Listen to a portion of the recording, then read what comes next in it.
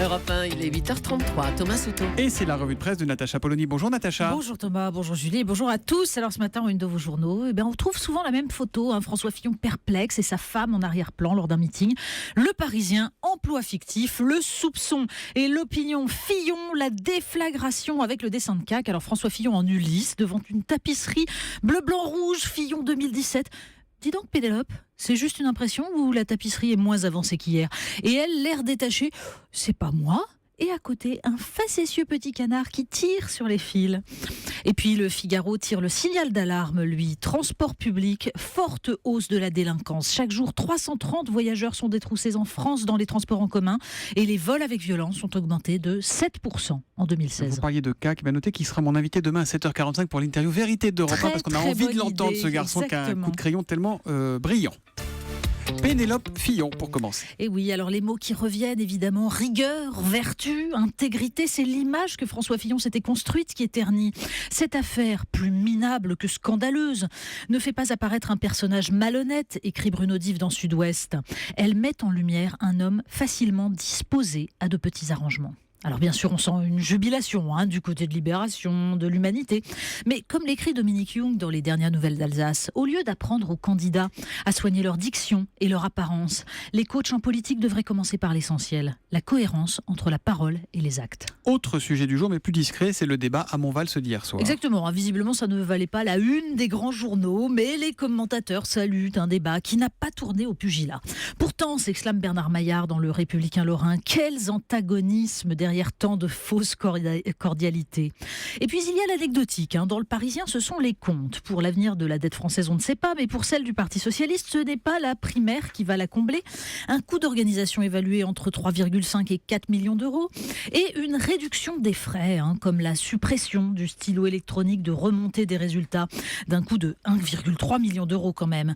Mais vu l'embrouillamini sur les chiffres de participation, se dit Le Parisien, était-ce une si bonne idée?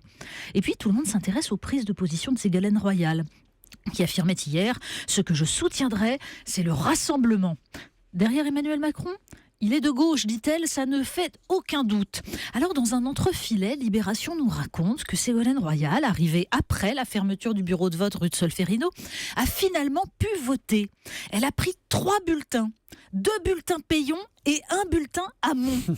Comme le premier avait voulu mettre la main sur son courant espoir à gauche, Libération parie qu'elle a voté pour le second. Et oui, visiblement, ce n'est pas vraiment la cohérence idéologique qui guide ses choix. Allez, on passe à des débats intellectuels, on peut le dire. Mais oui, parce que pour prendre un peu de hauteur, aujourd'hui, il faut aller dans les pages débats du Monde. Lire le très beau texte de Barbara Cassin sur la traduction et la préservation de la pluralité des langues comme possibilité d'ériger un monde commun. Et puis dans le Figaro, c'est un texte d'Alain Finkielkraut pour répondre à, vous savez, l'histoire mondiale de la France, un ouvrage célébré par la critique, mais qui selon lui évacue tout ce que la France a construit de beauté à travers son art et sa littérature. Ce livre efface Rabelais, Balzac et Proust, dit-il, pour ne retenir que les apports extérieurs et démontrer qu'il n'y a pas de civilisation française. Est-ce vraiment le moyen d'apaiser, se demande-t-il. Vous voulez casser la vaisselle à présent? Bah oui, alors c'est justement Benoît Hamon et Manuel Valls, au moins eux ne se la sont pas lancés à la figure. Et pourtant, ça peut être utile. Aujourd'hui en France, nous raconte qu'à Limoges, les voitures roulent sur de la porcelaine cassée et où il y a un nouveau revêtement permettant de réfléchir la lumière et donc de limiter l'éclairage public. 50% d'énergie économisée, c'est bien, non? Bon, ça va faire quoi faire de nos vaisselles cassées par la suite. On termine avec le magazine Néon. Pour la lumière, ça colle bien encore. Tiens. Exactement, bon le enchaînement. magazine Néon Sublime, qui se demande, l'amitié peut-elle résister à la politique? Alors, bonne nouvelle, c'est dans la sphère amicale qu'on supporte le plus la différence, bien davantage que dans les familles. On connaît tous les déjeuners familiaux sympathiques. 82% des Français ont déjà eu un ami d'un autre bord politique. C'est rassurant quand même. Heureusement. Mais quand même, nous dit l'article, ce qui peut séparer les gens, ce sont les clivages en fait de valeurs morales et culturelles. Et puis, c'est quand les convictions politiques sont chevillées au corps, et tout particulièrement à gauche, dit une sociologue. Alors, heureusement pour Benoît Hamon et Manuel Valls, ils sont amis. Malheureusement, l'un considère que l'autre n'est pas tout à fait de gauche, et puis surtout, le PS, c'est quand même une grande famille. La revue de presse de Natacha Polony tous les matins, c'est à 8h30 sur Europe 1. Merci Natacha.